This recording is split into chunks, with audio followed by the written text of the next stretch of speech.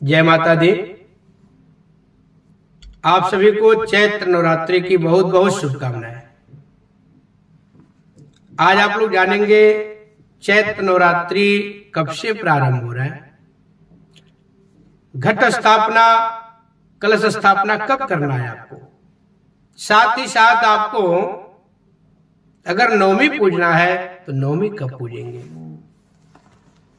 अष्टमी कब पूजेंगे, और एक महा उपाय आपको हम आज बताएंगे, जिससे जैसे मान लीजिए आपके घर में बरकत नहीं हो रही है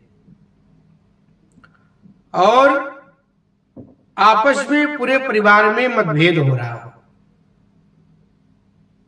घर में बच्चों की शादी नहीं हो रही है, संतान बाधा आपके परिवार में चल रहा हो, बच्चों की नौकरियां नहीं लग रही हैं, नौकरी से वंचित हो रहे हैं बच्चे, नौकरी में अनेक प्रकार की समस्या आ रहा है, और भी घर में कलह चल रहा हो, बहुत दिनों से कोई बीमारी चल रही है, तो आप बिल्कुल सही वीडियो देख रहे हैं। बिल्कुल आप सभी कष्टों से आज ही मुक्त होने वाले हैं, सभी प्रकार के बाधा से आज आप मुक्त होने वाले हैं, क्योंकि आज आप लोग महा उपाय के बारे में जानने वाले हैं। सबसे पहले आप लोग जान लें, चैत्र नवरात्रि के दिन सनातन धर्म का हिंदू नव वर्ष का प्रारंभिक होता है, नया साल प्रारंभ होता है, तो नव वर्ष नवरात्रि के साथ ही प्रारंभ हो जाता है। और देखिए सनातन धर्म का नव वर्ष कितने पूजा पाठ से, कितने अच्छे काम से शुरुआत होता है, जिसमें मां भगवती का आराधना किया जाता है, पूजा पाठ किया जाता है। साथ ही साथ आप लोग जान लें, नवरात्रि में मां भगवती को प्रसन्न कैसे कर सकते हैं, तो मैं आप लोगों को सरल उपाय बताऊंगा, बहुत ही आसान उपाय बताऊंगा। आप लोग ज्यादा से ज्यादा हमारे वीडियो में जुड़े और साथ ही साथ चैनल को सब्सक्राइब करते रहें, लाइक और शेयर करते रहें, जिससे कि ज्यादा से ज्यादा लोगों को हमारे वीडियो का लाभ प्राप्त हो। तो सबसे पहले तो मैं आपको घट स्थापना के बारे में बता दूं, और घट स्थापना में क्या क्या सामग्री की जरूरत पड़ती है, क्या क्या आपको कलश के अंदर डालना है। सबसे पहले तो आप सब सामग्री एकत्रित कर लें, फिर आप कलश से एक ले लें, अपने मंदिर को साफ कर लें, मंदिर में लाल वस्त्र बिछा दें, फिर आप कलश में धागा बांध दें, एक स्वास्तिक बना दें, स्वास्तिक में 4 बिंदी लगा दें, रिद्धि सिद्धि दोनों तरफ बना दें। फिर आप सबसे पहले कलश में गंगा जल डाल दें, गंगा जल के साथ साथ आप लोग थोड़ा सा उसमें अक्षत डाल दें, एक लाल पुष्प डाल दें, एक सुपारी डाल दें, एक हल्दी का गांठ डाल दें, सरौषधि उसमें डाल दें, सप्त मित्रिका डाल दें, दुर्वा घास डाल दें, एक सिक्का डाल दें, हल्दी पाउडर, थोड़ा सा सिंदूर कलश के अंदर डाल दें, दुर्वा घास डाल दें। सारी सामग्री डालने के बाद उसमें जल भरा जाता है। जल भरने के बाद उसमें आम के पल्लव डाल दें, आम का पत्ता डालने के बाद ऊपर से प्लेट रख दें। अगर आप मिट्टी का कलश लाए हैं तो मिट्टी का सुकोरा मिलता है, उसका ढक्कन उसको रख दें, उसमें चावल रख दें। चावल ध्यान रखें साबुत होना चाहिए, टूटा चावल बिल्कुल नहीं लेना है। फिर आप उस चावल को बराबर करके उसके ऊपर ही स्वास्तिक बना दें, हल्दी से चावल के ऊपर। स्वास्तिक बनाने के बाद आप लोग एक नारियल में लाल कपड़ा या चुन्नी बांध करके उसके ऊपर रख दें, फिर उसकी स्थापना कर दें। थोड़ा सा रेत ले लें, बालू, उसमें जौ पहले से एक दिन पहले भिगो करके साफ करके रख लें, पानी में भिगो लें। फिर आप नवरात्रि जब प्रारंभ होता है रेत में गंगा जल डाल करके अच्छे से मिला लें, फिर एक मिट्टी के बर्तन में उसको रख दें। उस मिट्टी के बर्तन में कलावा बांध दें, टीका लगा दें, पुष्प चढ़ा दें, धूप दीप दिखा करके भोग लगा दें। क्षेत्रीय पूजन जिसको बोला जाता है। फिर आप ये सब तैयारी करने के बाद एक जोत तैयार करें। अगर आप अखंड जोत जलाते हैं तो अखंड जोत की तैयारी करें। अगर आप पूजा के समय तक जोत जलाना है तो छोटा जोत तैयार करना। फिर मंदिर के मूर्तियों को लाल वस्त्र पे स्थापित कर दें। माँ भगवती शेरावाली को, जगदम्बा दुर्गा जी को भी स्थापित कर दें लाल वस्त्र पे।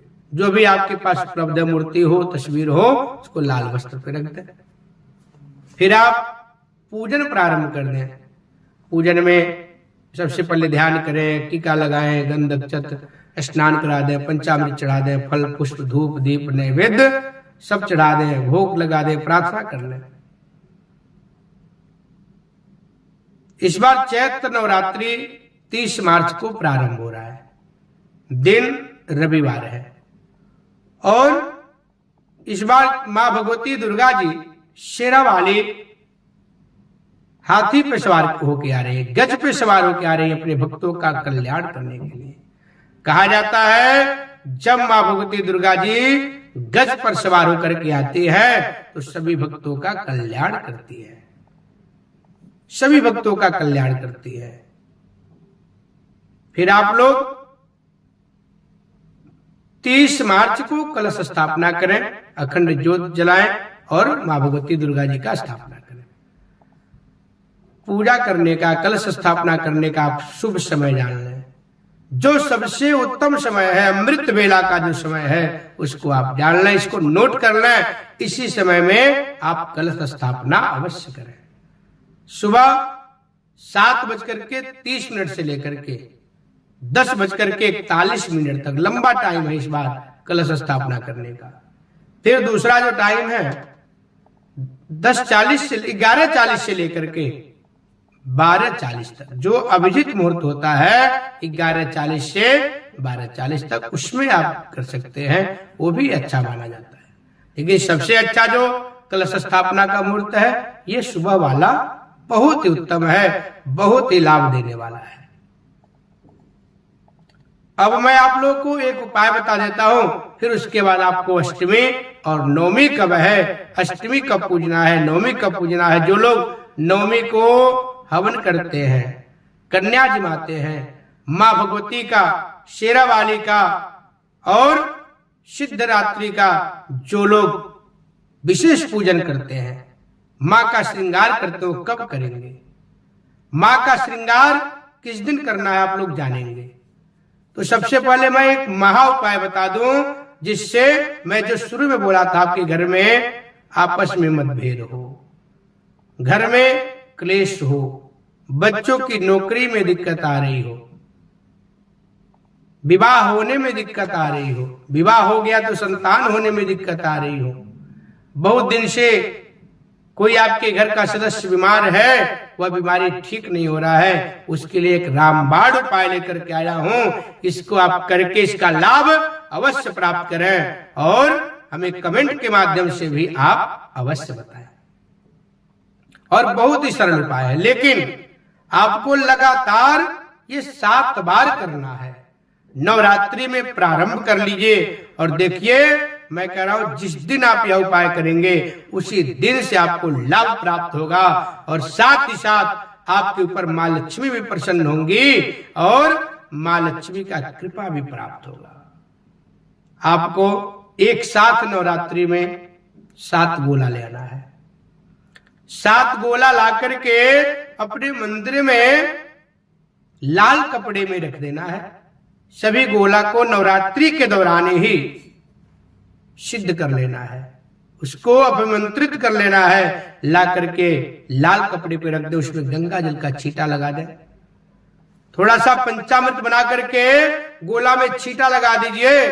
फिर उसके बाद हाथ जोड़ करके मां भगवती से, मां लक्ष्मी से, मां काली से प्रार्थना करिए, बोलिए हे मां काली हे माँ लक्ष्मी, हे माँ सरस्वती, आप तो त्रिगुणात्म शक्ति हैं और पूरे संसार को चलाने वाला आप ही हैं। तो आप मेरा उद्धार करें, आप मेरा कल्याण करें। फिर आप एक जो लाल कपड़ा है उसको तो उसमें गोला रखे रहने दीजिए, दूसरा लाल कपड़ा लीजिए, उसमें से एक गोला निकाल लीजिए और ऊपर का हिस्सा थोड़ा सा काट लीजिए।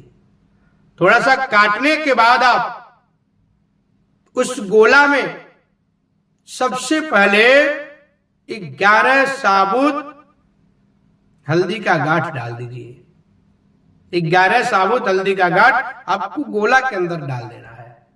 उसके बाद थोड़ा सा शक्कर ले लेना है, शक्कर को डाल देना है। शक्कर के बाद शहद डाल देना है। एक पीतल का सिक्का भी उस गोला के अंदर डाल देना है। ध्यान रखें, ये उपाय करते समय बिल्कुल आपको बोलना नहीं है, एकांत में यह उपाय करना है। फिर आप एक सिक्का डाल दिए, लाल पुष्प उसमें डाल दिया। अगर लाल पुष्प में आपको गुड़हल का फूल मिल जाता है, कहीं कहीं अड़हुल भी बोला जाता है, अगर आपको यह मिल गया तो समझिए सोने में सुहागा है आपका, उसी दिन बिल्कुल कल्याण होने वाला है। गुड़हल का फूल उस पर डाल दें और एक गुड़हल का फूल बाहर भी रखना है, इसलिए 2 गुड़हल का फूल लाए। 11 कमल गट्टा जो लक्ष्मी जी को बहुत प्रिय है उसको लेना है और आपको 11 पीस आग का जड़ लेना है, जिसको मदार भी बोला जाता है। छोटा छोटा जड़ को काट लेना है।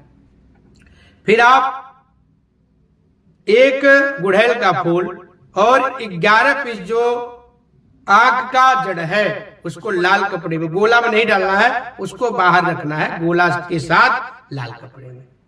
फिर आप गोले को ऊपर से बंद कर दीजिए, उसमें कलावा लपेट करके बंद कर दीजिए।